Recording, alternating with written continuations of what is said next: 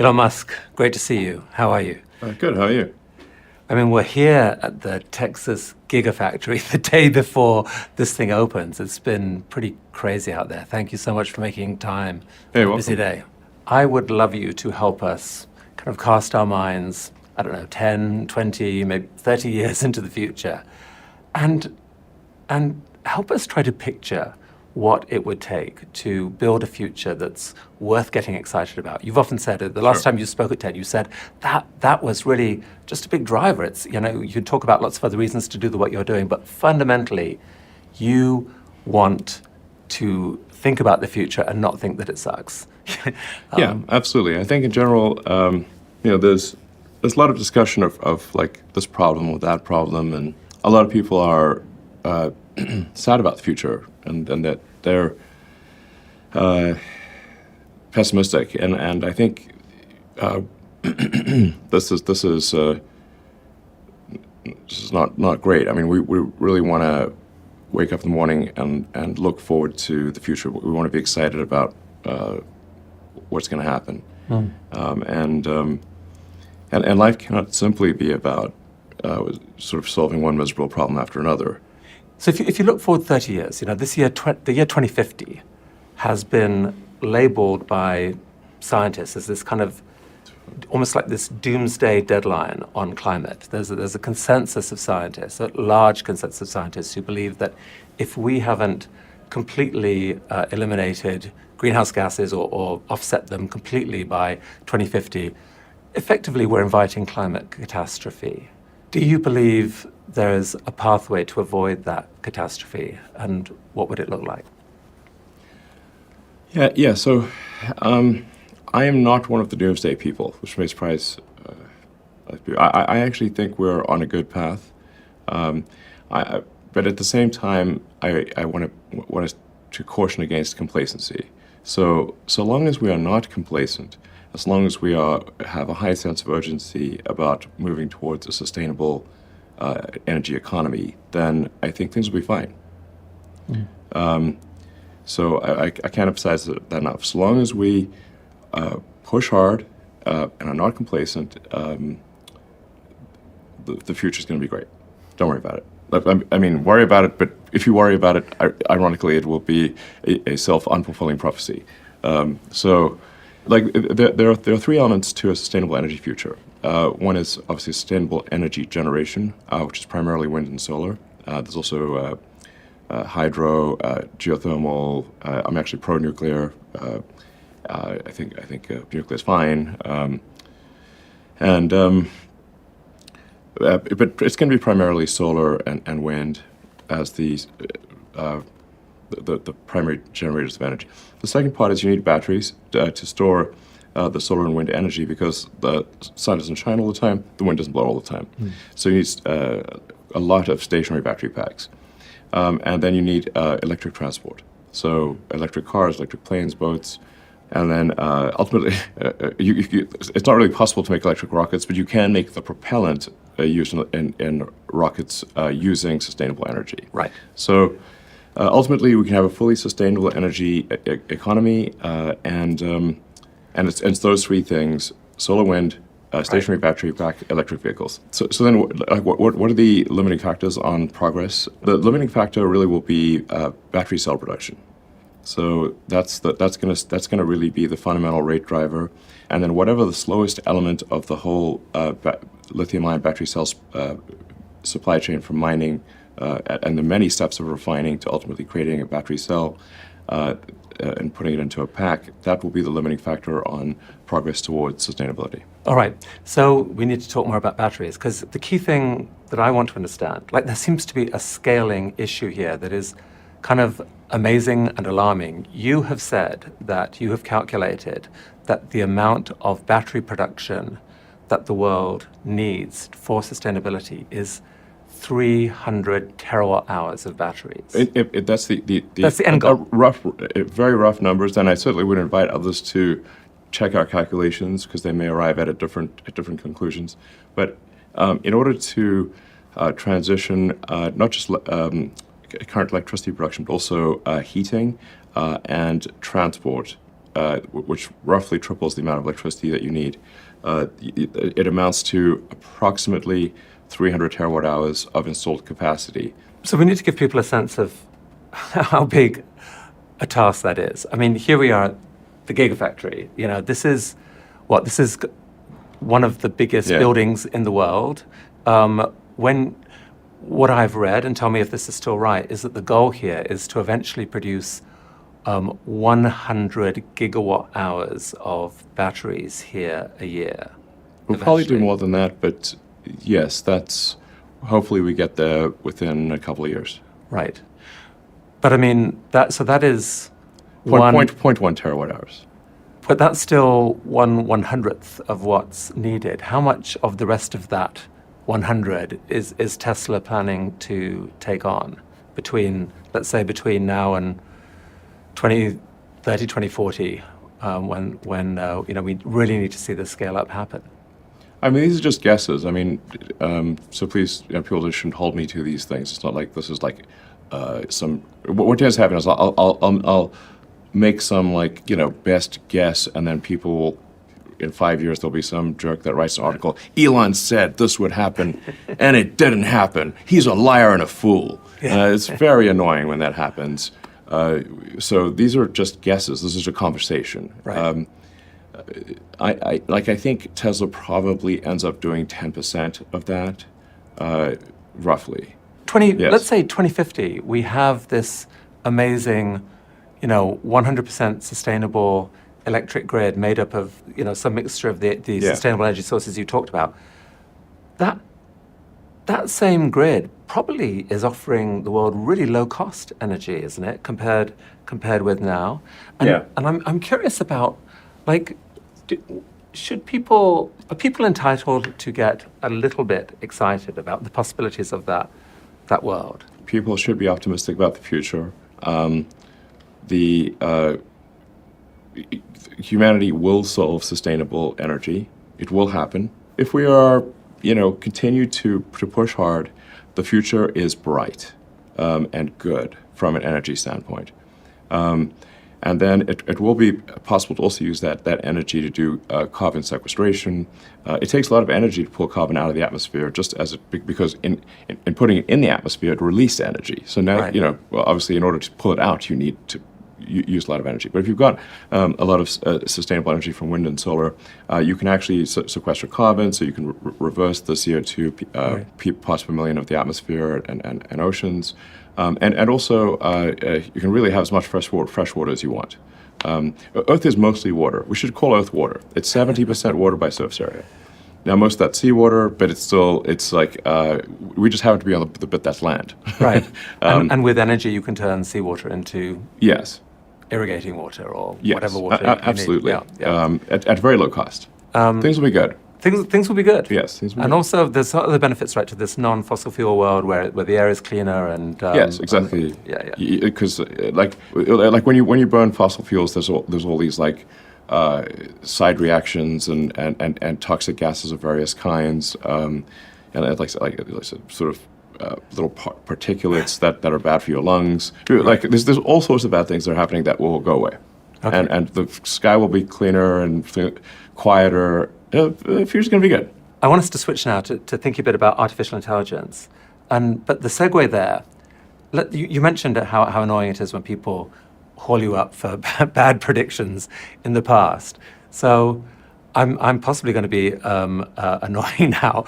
But I'm curious about your timelines and how you predict and how come some things are so amazingly on the money and some aren't. So when it comes to predicting sales of Tesla vehicles, for example, I mean, you've kind of been amazing. I think in 2014, when Tesla had sold that year 60,000 cars, you said, 2020, I think we will do 500,000 a year. Yeah, we did almost exactly 500,000. You did almost exactly 500,000. You were scoffed in 2014 because no one since Henry Ford with the Model T had come close to that kind of growth rate for cars. You were scoffed, and you actually hit 500,000 cars and 510,000 or whatever produced. But 5 years ago, last time you came to TED, I asked you about full self-driving, and you said, yep, this very year, where I am confident that we will have a car going from LA to New York without any intervention. Yeah, I don't want to blow your mind, but I'm not always right. But so what's the difference between those two? Why has full self-driving in particular been so hard to predict? I mean, the thing that really got me, and I think is going to get a lot of other people, is that there are just so many false dawns with self-driving, where you think you got the problem, have a handle on the problem, and then it turns out you just hit a ceiling, because if you were to plot the progress, the progress looks like a log curve. So it's like a series of log curves. So most people don't know what a log curve is, I suppose, but Show the shape. it goes up sort of a fairly straight way, Right, and then it starts tailing off, Right. and you start And there's a kind of O-shaped getting moment. diminishing returns. And you're like, it was trending up, and now it's sort of curving over and you start getting to these what I call local maxima, where you don't realize basically how dumb you were. And then it happens again. So, ultimately, now these things in retrospect they seem obvious, but in order to solve full self-driving properly, you have to solve real-world AI. Because you say, like, what are the road networks designed to work with? They're designed to work with a biological neural net, our brains, and with vision, our eyes. And so in order to make it work with computers, you basically need to solve real-world AI and vision, because we need cameras and silicon neural nets in order to have self-driving work for a system that was designed for eyes and biological neural nets. When you put it that way, it's sort of like quite obvious that the only way to solve full self-driving is to solve real-world AI and sophisticated vision. What do you feel about the current architecture? Do you think you have an architecture now where there is a chance for the logarithmic curve not to tail off any time soon? Well, I mean, admittedly, these may be an infamous last words, but I actually am confident that we will solve it this year. That we will exceed. You say, like, what the probability of an accident? At what point do you exceed that of the average person? Right. I think we will exceed that this year. What are you seeing behind the scenes that gives you that confidence? We're almost at the point where we have a high-quality unified vector space. Like in the beginning, we were trying to do this with image recognition on individual images. But if you look at one image out of a video, it's actually quite hard to see what's going on without ambiguity. But if you look at a video segment of a few seconds of video, that ambiguity resolves. So the first thing we had to do was sort of tie all 8 cameras together so they're synchronized, so that all the frames are looked at simultaneously and labeled simultaneously by one person, because we still need human labeling. So that at least they're not labeled at different times by different people in different ways, and then so it's sort of a surround picture. Then a very important part is to add the time dimension, so that you're looking at surround video, and you're labeling surround video, and this is actually quite difficult to do from a software standpoint. We had to write our own labeling tools, and then create an auto labeling. Create auto labeling software to amplify the efficiency of human labelers, because it's quite hard to label video. In the beginning, it was taking several hours to label a 10-second video clip. This is not scalable. Right. So basically, what you have to have surround video, and that surround video has to be primarily automatically labeled, with humans just being editors of and making slight corrections to the labeling of the video, and then feeding back those corrections into the future auto labeler. So you get this flywheel eventually where the auto labeler is able to take in vast amounts of video and with high accuracy automatically label the video for cars, lane lines, drive space. And what you're saying is that you think that, I mean, the result of this is that you're effectively giving the car a 3D model of the actual objects that are all around it. It knows what they are, and it knows how fast they are moving. And the remaining task is to predict what the quirky behaviors are. That when a pedestrian is walking down the road with a smaller pedestrian, that maybe that smaller pedestrian might do something unpredictable, or like things like that. You have to build into it before you can really call it safe. You basically you need to have memory across time and space. So what I mean by that is, if you because you can't, the memory can't be infinite because it's using up a lot of the computer's RAM, basically. So you have to say, how much are you going to try to remember? But like, if it's very common for things to be occluded. So like if you talk about, say, a pedestrian walking past a truck where you saw the pedestrian start on one side of the truck, then they're occluded by the truck. Right. But you need you would know intuitively, okay, that pedestrian is going to pop out the other side most likely, right. and the computer doesn't know. So you need to slow down. I mean, a skeptic is going to say that every year for the last 5 years, you've kind of said, well, no, this is the year. Well, I mean, we're confident that we'll be there in a year or two, or like it's always been about that far away. But we've got a new architecture now. You're seeing enough improvement behind the scenes to make you not certain, but pretty confident that this by the end of this year, in most, not in every city, in every circumstance, but in many cities and circumstances, basically the car will be able to drive without interventions, safer than a human. Yes, I mean the car currently drives me around Austin most of the time with no interventions. So it's not like. And we have over 100,000 people in our full self-driving beta program. So you can look at the videos that they post online. I do. Okay, great. And some of them are great, and some of them are a little terrifying. I mean, occasionally the car seems to sort of like veer off and scare the hell out of people. But still beta. It's still better.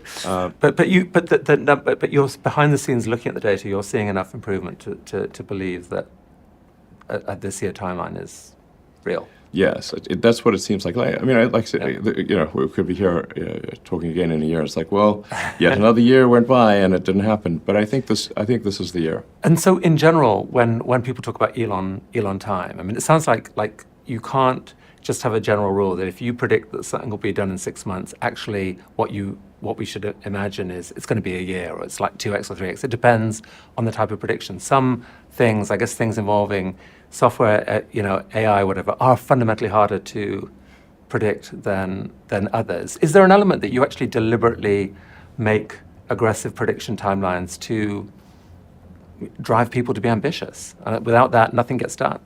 Well, I generally believe, in terms of internal timelines, that we want to set the most aggressive timeline that we can, because there's sort of like a law of gases expansion for schedules, where whatever time you set, it's not going to be less than that. It's very rare that it'll be less than that. But as far as my predictions are concerned, what tends to happen in the media is that they will report all the wrong ones and ignore all the right ones. Right. When writing an article about me, I've had a long career in multiple industries. If you list my sins, I sound like the worst person on earth. But if you put those against the things I've done right, it makes much more sense. So it's essentially, like the longer you do anything, the more mistakes that you will make cumulatively. Which, if you sum up those mistakes, will sound like I'm the worst predictor ever. But for example, for Tesla vehicle growth, I said I think we'd do 50%, and we've done 80%. Yes. But they don't mention that one. I'm not sure what my exact track record is on predictions. They're more optimistic than pessimistic, but they're not all optimistic. Some of them are exceeded. Probably more are later, but they do come true. It's very rare that they do not come true. It's sort of like if there's some radical technology prediction, the point is not that it was a few years late, but that it happened at all. That's the more important part. So it feels like at some point in the last year, seeing the progress on understanding that the AI, the Tesla AI, understanding the world around it, led to a kind of an aha moment in Tesla? Because you really surprised people recently when you said probably the most important product development going on at Tesla this year is this robot, Optimus. Yes. Many companies out there have tried to put out these robots. They've been working on them for years, and so far no one has really cracked it. There's no mass adoption robot in people's homes. There are some in manufacturing, but I would say that no one's kind of really cracked it. Is it something that happened in the development of full self-driving that gave you the confidence to say, you know what, we could do something special here? Yeah, exactly. So, it took me a while to sort of realize this, that in order to solve self-driving, you really needed to solve real-world AI. And at the point at which you solve real-world AI for a car, which is really a robot on four wheels, you can then generalize that to a robot on legs as well. The two hard parts, I think, obviously companies like Boston Dynamics have shown that it's possible to make quite compelling, sometimes alarming robots. Right. So from a sensors and actuators standpoint, it's certainly been demonstrated by many that it's possible to make a humanoid robot. The things that are currently missing are enough intelligence for the robot to navigate the real world and do useful things without being explicitly instructed. So the missing things are basically real world intelligence and scaling up manufacturing. Those are two things that Tesla is very good at, and so then we basically just need to design the specialized actuators and sensors that are needed for a humanoid robot. People have no idea. This is going to be bigger than the car. So let's dig into exactly that. I mean, in one way, it's actually an easier problem than full self-driving, because instead of an object going along at 60 miles an hour, which if it gets it wrong, someone will die, this is an object that's engineered to only go at 3 or 4 or 5 miles an hour. Walking speed, basically. And so a mistake there aren't lives at stake. There might be embarrassment at stake. As long as the AI doesn't take it over and right. murder us in our sleep or something. Right. But so talk about, I mean, I think the first applications you've mentioned are probably going to be manufacturing, but eventually the vision is to have these available for people at home, correct? Yes. If you had a robot that really understood the 3D architecture of your house and knew where every object in that house was or was supposed to be and could recognize all those objects, I mean, that's kind of amazing, isn't it? Like the kind of thing that you could ask a robot to do would be what? Like tidy up. Yeah, absolutely. Or make dinner, I guess, mow the lawn. Take a cup of tea to grandma and show her family pictures. And exactly. Take care of my grandmother and make sure. Yeah, exactly. I mean, it could recognize everyone in the home. Yeah. Could play catch with your kids. Yes.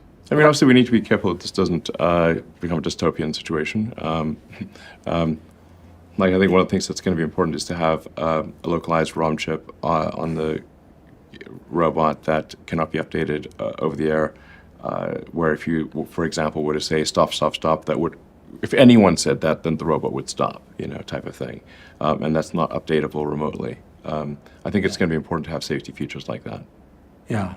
That sounds wise. And I do think there should be a regulatory agency for AI. I've said this for many years. I don't love being regulated, but I think this is an important thing for public safety.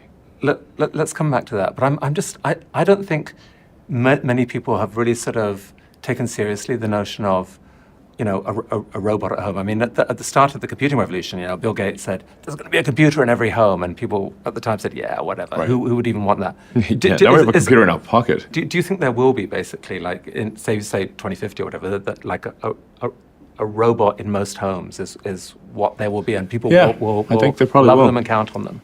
You'll have your own butler, basically. Yeah, you'll have your sort of buddy robot, probably. Yeah. I mean, how much of a buddy? How many applications do you thought is there? Can you have a romantic partner, a sex partner? I mean, a lot of it's probably people out there. inevitable. I mean, I did promise the internet that I'd make catgirls. We could make a robot catgirl. I mean, be careful what you promise the internet. So I guess it'll be whatever people want, really. So.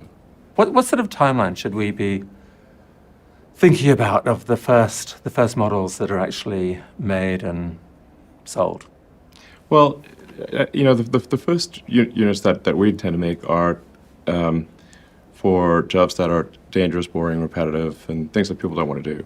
And I think we'll have like an interesting prototype sometime this year. We might have something useful next year, but I think quite likely within at least 2 years. And then we'll see rapid growth year over year of the usefulness of the humanoid robots and decrease in cost and scaling up production. Initially, just selling to businesses, or when do Yeah. you picture you'll start selling them where you can buy your parents one for Christmas or something?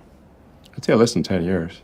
Yeah. How help me on the economics of this. So what do you picture the cost of one of these being? Well, I think the cost is actually not going to be crazy high, like less than a car. Initially, things will be expensive because it'll be new technology at low Right. production volume. The complexity and cost of a car is greater than that of a humanoid robot. So I would expect that it's going to be less than a car, or at least equivalent to a cheap car. So even if it starts at 50K, within a few years it's down to 20K or lower or whatever. And maybe for home they'll get much cheaper still. Yeah. But thinking about the economics of this, if you can replace a $30,000, $40,000 a year worker, which you have to pay every year, with a one-time payment of $25,000 for a robot that can work longer hours, a pretty rapid replacement of certain types of jobs. How worried should the world be about that? I wouldn't worry about the sort of putting people out of a job thing. I think we're actually going to have, and already do have, a massive shortage of labor. So I think we will have not people out of work, but actually still a shortage of labor even in the future. But this really will be a world of abundance. Any goods and services will be available to anyone who wants them. That it'll be so cheap to have goods and services, it'll be ridiculous. And presumably it should be possible to imagine a bunch of goods and services that can't profitably be made now, but could be made in Sure. that world, courtesy of legions of robots. It will be a world of abundance. The only scarcity that will exist in the future is that which we decide to create ourselves as humans. Okay, so AI is allowing us to imagine a differently powered economy that will create this abundance. What are you most worried about going wrong? Well, like I said, AI and robotics will bring out what might be termed the age of abundance. Other people have used this word. And that this is my prediction. It'll be an age of abundance for everyone. I guess there's the dangers would be the artificial general intelligence or digital superintelligence decouples from a collective human will and goes in a direction that for some reason we don't like, whatever direction it might go. That's what sort of the idea behind Neuralink is, to try to more tightly couple collective human will to digital superintelligence, and also along the way solve a lot of brain injuries and spinal injuries and that kind of thing. So even if it doesn't succeed in the greater goal, I think it will succeed in the goal of alleviating brain and spine damage. So the spirit there is that if we're going to make these AIs that are so vastly intelligent, we ought to be wired directly to them so that we ourselves can have those superpowers more directly. But that doesn't seem to avoid the risk that those superpowers might turn ugly in unintended ways. No, I think it's a risk. I agree. I'm not saying that I have some certain answer to that risk. I'm just saying, like maybe one of the things that would be good for ensuring that the future is one that we want is to more tightly couple the collective human will to digital intelligence. The issue that we face here is that we're already a cyborg, if you think about it. The computers are an extension of ourselves. And when we die, we have like a digital ghost. All of our text messages and social media and emails, and it's quite eerie actually when someone dies but everything online is still there. But you say, like, what's the limitation? What is it that inhibits human-machine symbiosis? It's the data rate. When you communicate, especially with a phone, you're moving your thumbs very slowly. So you're like moving your two little meat sticks Right.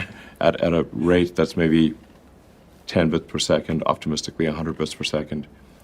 And computers are communicating at the gigabit level and beyond. Have you seen evidence that the technology is actually working, that you've got a richer sort of higher bandwidth connection, if you like, between external electronics and a brain than has been possible before? Yeah. So the fundamental principles of reading neurons, sort of doing read-write on neurons with tiny electrodes, have been demonstrated for decades. So it's not like this is the concept is new. The problem is that there's no product that works well that you can go and buy. So it's all sort of in research labs, Right. And it's like there's always like some cord sticking out of your head, and it's quite gruesome, and it's really there's no good product that actually does a good job and is high bandwidth and safe and something that you could buy and would want to buy. So.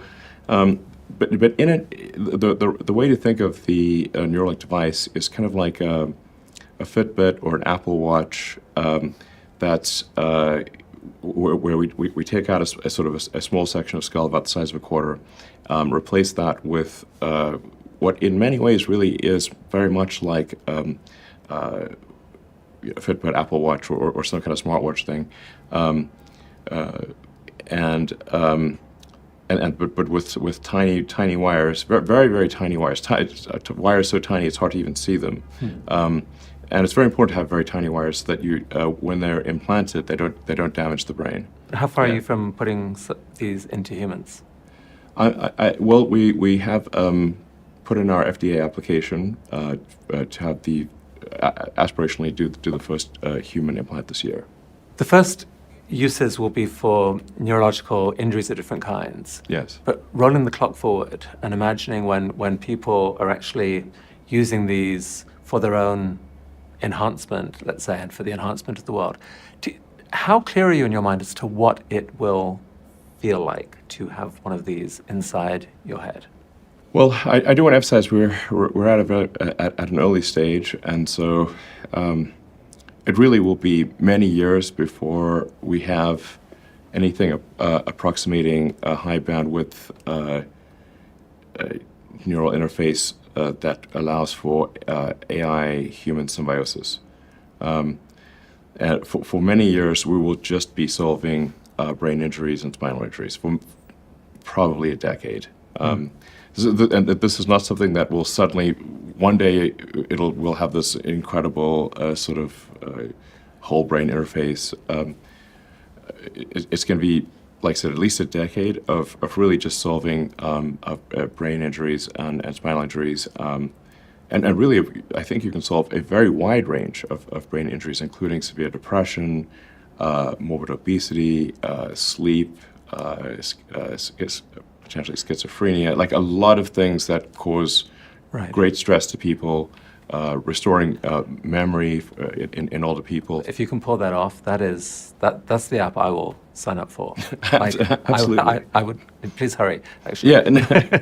I mean, the emails that we get at Neuralink are heartbreaking. I mean, they'll send us just tragic, where someone was sort of in the prime of life and they had an accident on a motorcycle and someone who's 25 is can't even feed themselves and this is something we could fix. But you have said that AI is one of the things you're most worried about, and that Neuralink may be one of the ways where we can keep abreast of it. Yes, there's the short-term thing, which I think is helpful on an individual human level with injuries, and then the long-term thing is an attempt to address the civilizational risk of AI by bringing digital intelligence and biological intelligence closer together. I mean, if you think of how the brain works today, there are really kind of two layers to the brain. There's the limbic system and the cortex. You've got the kind of animal brain where it's kind of like the fun part, really. And, That's where most of Twitter operates, by the way. yeah, I mean, I think like Tim Irvin said this, like we're like somebody stuck a computer on a monkey. Right. So we're like if you gave a monkey a computer, that's our cortex, but we still have a lot of monkey instincts. Right. So, which we then try to rationalize as no, it's not a monkey instinct, it's something more important than that, but it's often just really a monkey instinct. We're just monkeys with a computer stuck in our brain.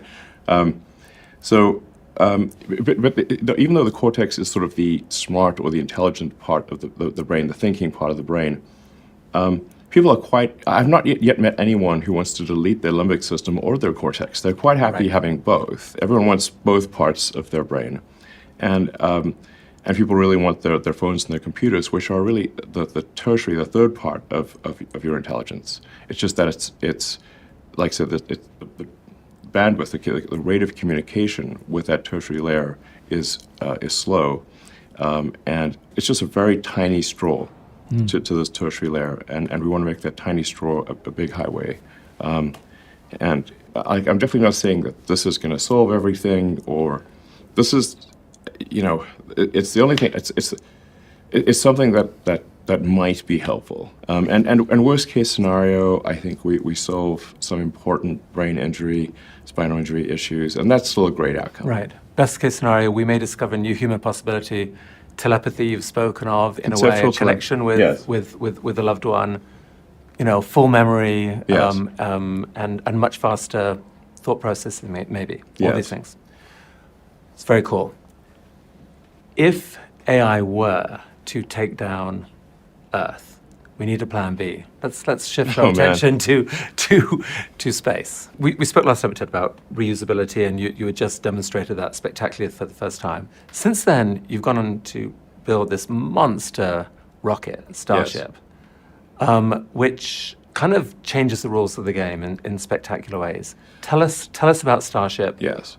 Starship is extremely fundamental. So the holy grail of rocketry or space transport is full and rapid reusability. This has never been achieved. The closest that anything's come is our Falcon 9 rocket, where we are able to recover the first stage, the boost stage, which is probably about 60% of the cost of the vehicle, or of the whole launch, maybe 70%. And we've now done that over 100 times. So with Starship, we will be recovering the entire thing. Or at least that's the goal.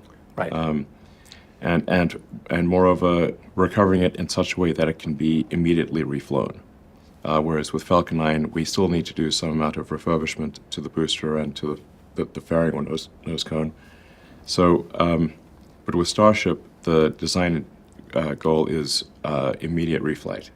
Right. So you just refill propellants and go again.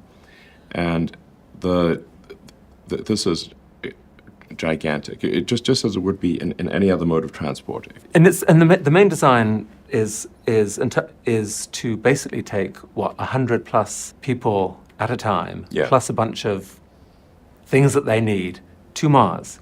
So first of all, talk about that piece. What is your latest timeline? One, for the first time a Starship goes to Mars, presumably without people but just equipment. Two, with people. Three, the sort of, okay, 100 people at a time, let's go. Sure. Well, and just to put the cost thing into perspective, the cost of the expected cost of Starship putting 100 tons into orbit is significantly less than what it would have cost, or what it did cost to put our tiny Falcon 1 rocket into orbit. Just as the cost of flying a 747 around the world is less than the cost of a small airplane, a small airplane that was thrown away. So it's really pretty mind-boggling that the giant thing costs way less than the small thing. So it doesn't use sort of exotic propellants or things that are difficult to obtain on Mars. It uses methane as fuel, and it's primarily oxygen. It's sort of roughly 78% oxygen by weight. Mars has a CO2 atmosphere and has water ice, which is CO2 plus H2O, so you can make CH4, methane, and O2 oxygen on Mars. Presumably one of the first tasks on Mars will be to create Yes. a fuel plant that can create the fuel for the return Yes. trips of many starships. Yes, actually, it's mostly going to be an oxygen plant, but it's because it's call it 78% oxygen, 22% fuel.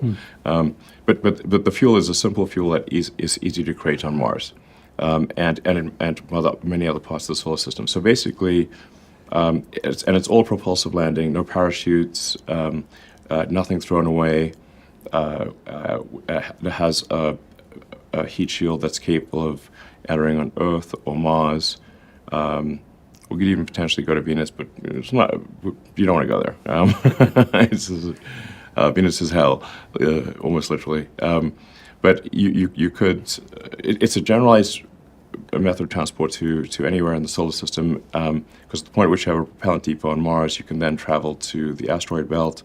And to the moons of Jupiter, and then to Saturn, and ultimately anywhere in the solar system. Right. But your main focus and SpaceX's main focus is still Mars. Like that is the mission. That is where most of the effort will go. Or are you actually imagining a much broader array of uses, even in the coming, the first decade or so of uses of this, where we could go, for example, to other places in the solar system to explore. Perhaps NASA wants to use the rocket for that reason. Yeah, NASA is planning to use a Starship to return to the moon, to return people to the moon, so we're very honored that NASA has chosen us to do this. But I'm saying it is a generalized. It's a general solution to getting anywhere in the greater solar system. It's not suitable for going to another star system, but it is a general solution for transport anywhere in the solar system. Before it can do any of that, it's got to demonstrate it can get into orbit, around Earth. Yeah. What's your latest advice on the timeline for that? It's looking promising for us to have an orbital launch attempt in a few months. We're actually integrating we'll be integrating the engines into the booster for the first orbital flight starting in about a week or two. The launch complex itself is ready to go. So assuming we get regulatory approval, I think we could have an orbital launch attempt within a few months. And a radical new technology like this, presumably there is real risk on those early attempts. 100%. Yeah. Like I mean, the joke I make all the time is that excitement is guaranteed. Success is not guaranteed, but excitement certainly is. But the last I saw on your timeline, you've slightly put back the expected date to put the first human on Mars till 2029. I want to say. Yeah. I mean, let's see. I mean, we have built a production system for Starship, so we'll be making a lot of ships and boosters. And how many are you planning to make actually? Well, we're currently expecting to make a booster and a ship roughly initially roughly every couple months, and hopefully by the end of this year, one every month. So it's giant rockets, but a lot of them. Just talking in terms of rough orders of magnitude, in order to create a self-sustaining city on Mars, I think we'll need something on the order of 1,000 ships. Then we just need a Helen of Sparta, I guess, on Mars or something. This is not in most people's heads, Elon. The planet that launched 1,000 ships. That's nice, but this is not in most people's heads. This picture that you have in your mind, so there's basically a 2-year window. Right? You can only really fly to Mars conveniently every 2 years. Yes. You are picturing that during the 2030s, every couple years, something like 1,000 starships take off, each containing 100 or more people. Yes. I mean that picture is just completely mind-blowing to me. Yes. That sense of this armada of humans going Yeah, to... it'd be like Battlestar Galactica, the fleet departs. And you think that it can basically be funded by people spending maybe a couple $100,000 on a ticket to move to Mars? Is that price about where it has been? Well, I think if you say like what's required in order to get enough people and enough cargo to Mars to build a self-sustaining city, and it's where you have an intersection of sets of people who want to go, because I think only a small percentage of humanity will want to go, and can afford to go or get sponsorship in some manner. That intersection of sets, I think, needs to be 1 million people or something like that. And so it's what can 1 million people afford or get sponsorship for, or because I think governments will also pay for it, and people can take out loans. But I think at the point at which you say, okay, like if moving to Mars costs, for argument's sake, $100,000, then I think almost anyone can work and save up and eventually have $100,000 and be able to go to Mars if they want. We want to make it available to anyone who wants to go. Yeah. So very important to emphasize that Mars, especially in the beginning, will not be luxurious. It will be dangerous, cramped, difficult, hard work. It's kind of like that Shackleton ad for going to the Antarctic, which I think is actually not real, but it sounds real and it's cool. It's sort of like the sales pitch for going to Mars is it's dangerous, it's cramped, you might not make it back, it's difficult, it's hard work. That's the sales pitch. Right. But you will make history. One but it'll be glorious. Right. So on that kind of launch rate you're talking about, over 2 decades you could get your 1 million people to Mars, essentially. Whose city is it? Is it NASA's city? Is it SpaceX's city? It's the people of Mars' city. The reason for this, I mean, I have to say, like, we feel like, well, why do this thing? I think this is important for maximizing the probable lifespan of humanity or consciousness. Human civilization could come to an end for external reasons, like a giant meteor or supervolcanoes or extreme climate change or World War III, right. or any one of a number of reasons. But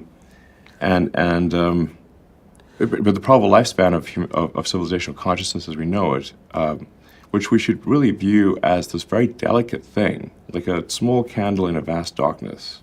That is what appears to be the case. We're in this vast darkness of space, and there's this little candle of consciousness that's only really come about after 4.5 billion years. Yeah. And it could just go out. I think that's powerful, and I think a lot of people will be inspired by that vision. And the reason you need the 1 million people is because there has to be enough people there to do everything that you need to survive. It's really, the critical threshold is if the ships from Earth stop coming for any reason. Right. Does the Mars city die out or not? Right. And so we have to pass that. That's people talk about like the sort of the great filters, the things that perhaps when you talk about the Fermi paradox and where are the aliens, and like, well, maybe the aliens didn't. There is various great filters that the aliens didn't pass, and so they eventually just cease to exist. And one of the great filters is becoming a multi-planet species. So we want to pass that filter, and I'll be long dead before this is a real thing, before it happens. But I'd like to at least see us make great progress in this direction. Given how tortured the Earth is right now, how much we're beating each other up, shouldn't there be discussions going on with everyone who is dreaming about Mars to try to say, we've got a once in a civilization's chance to make some new rules here? Should someone be trying to lead those discussions to figure out what it means for this to be the people of Mars' city? Well, I think ultimately this will be up to the people of Mars to decide how they want to rethink society. Yet there's certainly risk there, and hopefully the people of Mars will be more enlightened and will not fight amongst each other too much. I mean, I have some recommendations, but which people of Mars may choose to listen to or not. I mean, I would advocate for more of a direct democracy, not a representative democracy, and laws that are short enough for people to understand, and where it is harder to create laws than to get rid of them.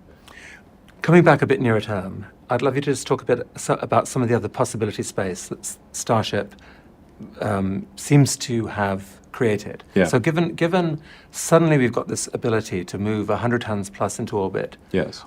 So we've just launched the James Webb Telescope, which is an incredible thing. It's unbelievable. Happened. So That was it's 2 an decades. exquisite piece of It's technology. an exquisite piece of technology, but people spent 2 years trying to figure out how to fold up this thing. It's Yes. a 3-ton telescope. We can make it a lot easier if you've got more volume and mass. Well, but let's ask a different question, which is how much more powerful a telescope could someone design based on using Starship, for example?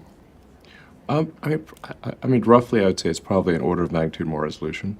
If you've got 100 tons and 1,000 cubic meters of volume, which is roughly what we have. And what about other exploration through the solar system? I mean, I'm Europa. Europa. Big question mark. Right. So there's an ocean there, right? Yeah. And what you really want to do is to drop a submarine into the Yeah, I mean, ocean. maybe there's like some squid civilization under the cephalopod civilization under the ice of Europa. That would be pretty interesting. I mean, Elon, if you could take a submarine to Europa and we see pictures of this thing being devoured by a squid, Yeah, that would maybe. honestly be the happiest moment of my life. Pretty wild, yeah. That would be.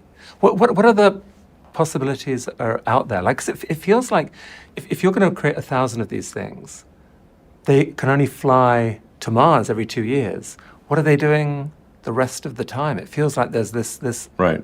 explosion of possibility that I don't think people are really thinking about. I mean, I don't know. We've certainly got a long way to go. As you alluded to earlier, we still have to get to orbit. And then after we get to orbit, we have to really prove out and refine full and rapid reusability. That'll take a moment. But I do think we will solve this. I'm highly confident we will solve this at this point. Do you ever wake up with the fear that there's going to be this Hindenburg moment for SpaceX where... We've had many Hindenburg. Well, we've never had Hindenburg moments with people, Right. which is very important. Big difference. Right, there is. But we've blown up quite a few rockets. So there's a whole compilation online that we've put together and others put together. It's showing rockets are hard. Yeah. I mean, the sheer amount of energy going through a rocket it boggles the mind. So, Yeah. you know, getting out of Earth's gravity well is difficult. We have a strong gravity and a thick atmosphere, and Mars, which is less than 40% of it's like I think 37% of Earth's gravity, and has a thin atmosphere.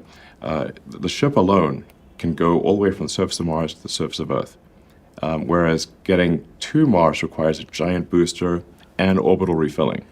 So, Elon, as I think more about this incredible array of things that you're involved with, I keep seeing these synergies, to use a horrible word, between them. You know, for example, the robots you're building from Tesla could possibly be pretty handy on Mars, Sure. doing some of the dangerous work and so forth. I mean, maybe there's a scenario where your city on Mars doesn't need 1 million people, it needs 500,000 people and 500,000 robots. Sure. And that's a possibility. Maybe the Boring Company could play a role helping create some of those subterranean dwelling spaces that you might need. Yeah. Back on planet Earth, it seems like a partnership between Boring Company and Tesla could offer an unbelievable deal to a city to say, we will create for you a 3D network of tunnels populated by robo-taxis Yeah. that will offer fast, low-cost transport to anyone. You know, full self-driving may or may not be done this year, and in some cities, like somewhere like Mumbai, I suspect won't be done for a decade. Some It's places just, are more hard. challenging than others. But Yes. today, with what you've got, you could put a 3D network of tunnels under there. Oh, if it's just in a tunnel, that's a solved problem, basically. Exactly, full self-driving is a solved problem. So to me, there's amazing synergy there. You're with Starship. You know, Gwynne Shotwell talked about by 2028 having from city to city, transport on planet Yeah, Earth. this is a real possibility. The fastest way to get from one place to another, if it's a long distance, is a rocket. It's Right.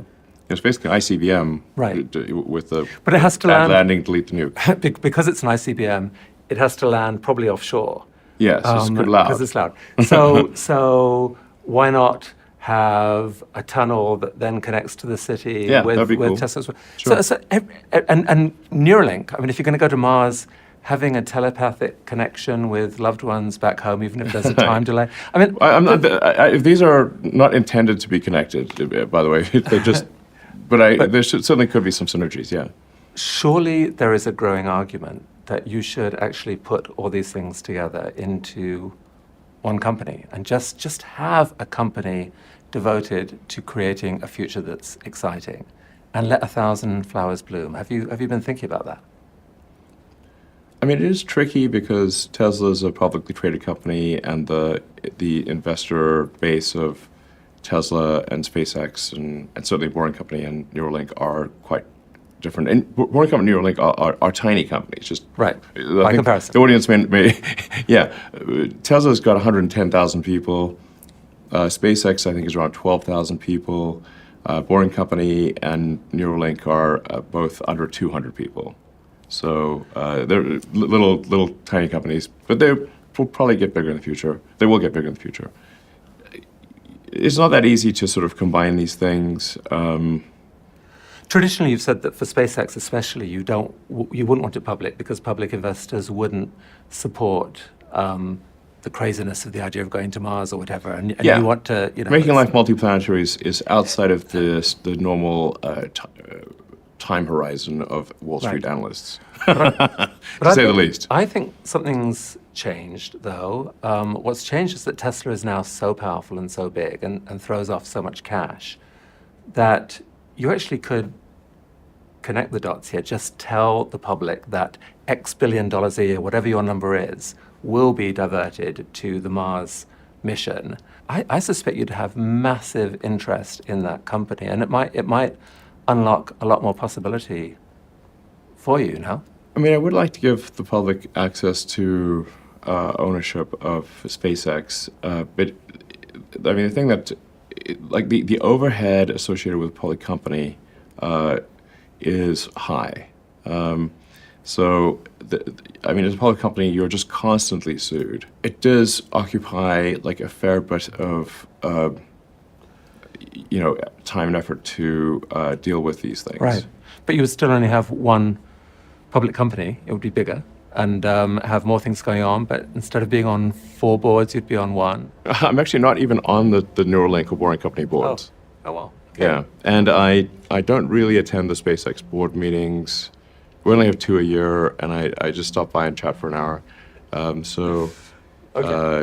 The board but that's overhead for a public company is much higher. Right. I think some investors probably worry about how your time is being split, and they might be excited by, that's anyway. I just woke up the other day thinking just there are so many ways in which these things connect, and the simplicity of that mission of building a future that is worth getting excited about might appeal to an awful lot of people. Elon, you are reported by Forbes and everyone else as now the world's richest person. That's not a sovereign. I think it's fair to say that if somebody is like the king or de facto king of a country, they're wealthier than I am. So, but it's just harder to measure. But what people do, so $300 billion. I mean, your net worth on any given day is rising or falling by Yeah. several $billion. How insane? How insane it's is that? bonkers, Yeah. I mean, how do you handle that psychologically? There aren't many people in the world who have to even think about that. I actually don't think about that too much, but the thing that is actually more difficult and that does make sleeping difficult is that every good hour or even minute of thinking about Tesla and SpaceX has such a big effect on the company that I really try to work as much as possible to the edge of sanity, basically, because Tesla's getting to the point where, probably will get to the point later this year, where every high quality minute of thinking is $1 million to impact on Tesla. So, which is insane. The basic, if Tesla's doing, of a sort of $2 billion a week, let's say, in revenue, it's sort of $300 million a day, 7 days a week. It's. If you can change that by 5% in an hour's brainstorm, those are pretty valuable. That's a pretty valuable hour. I mean, there are many instances where a half-hour meeting I was able to improve the financial outcome of the company by $100 million in a half-hour meeting. There are many other people out there who can't stand this world of billionaires. Like they are hugely offended by the notion that an individual can have the same wealth as say, a billion or more of the world's poorest people. If they examine I think there's some axiomatic flaws that are leading to them to that conclusion. If for sure it would be very problematic if I was consuming billions of dollars a year in personal consumption, but that is not the case. In fact, I don't even own a home right now. I'm literally staying at friends' places. If I travel to the Bay Area, where most of Tesla engineering is, I stay I basically rotate through friends' spare bedrooms. I don't have a yacht. I really don't take vacations. So it's not as though there's that my personal consumption is high. The one exception is a plane. But if I don't use the plane, then I have less hours to work. So I personally think you have shown that you are mostly driven by really quite a deep sense of moral purpose. Like you've tried your attempts to solve the climate problem have been as powerful as anyone else on the planet that I'm aware of. And I actually can't understand, personally, I can't understand the fact that you get all this criticism from the left about, oh my God, he's so rich, that's disgusting. When climate is their issue, philanthropy is a topic that some people go to. Philanthropy is a hard topic. Like how do you think about that?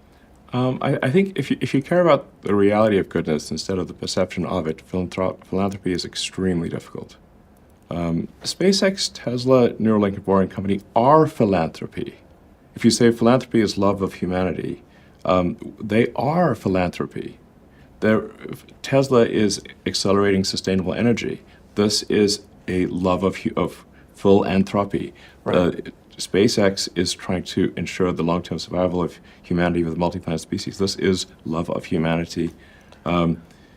Neuralink is to help solve brain injuries and existential risk with AI, love of humanity. Boring Company is trying to solve traffic, which is hell for most people, and that also is love of humanity. It's like, how upsetting is it to you to hear this constant drumbeat of billionaires, my God, Elon Musk, oh my God? Like, is that, do you just shrug that off, or does it actually hurt?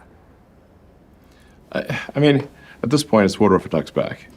I'd like to, as we wrap up now, just pull the camera back and just think, you're a father now of 7 surviving kids, and well, I'm trying to set a good example, because the birth rate on Earth is so low that we're facing civilizational collapse unless the birth rate returns to a sustainable level. Yeah, you've talked about this a lot, that depopulation is a big problem, and yes. People don't understand population how big collapse is one of the biggest threats to the future of human civilization, and that is what is going on right now. What drives you on a day-to-day basis to do what you do? I guess, I really want to make sure that there is a good future for humanity, and that we're on a path to understanding the nature of the universe, the meaning of life, why are we here, how do we get here, and in order to understand the nature of the universe and all these fundamental questions, we must expand the scope and scale of consciousness certainly it must not diminish or go out, or we certainly won't understand this. So I would say I'm motivated by curiosity more than anything, and just a desire to think about the future and not be sad, you know. And are you? Are you not sad? I'm sometimes sad, but I mostly I'm feeling, I guess, relatively optimistic about the future these days. There are certainly some big risks that humanity faces. I think the population collapse is a really big deal that I wish more people would think about, because the birth rate is far below what's needed to sustain civilization at its current level, and there's obviously we need to take action on climate sustainability, which is being done. And we need to secure the future of consciousness by being a multi-planet species. We need to address it's important to take whatever actions we can think of to address the existential risks that affect the future of consciousness. There's a whole generation coming through who seem really sad about the future. What would you say to them? Well, I think if you want the future to be good, you must make it so. Take action to make it good, and it will be. Elon, thank you for all this time. That is a beautiful place to end. Thanks for all that you're doing. You're welcome.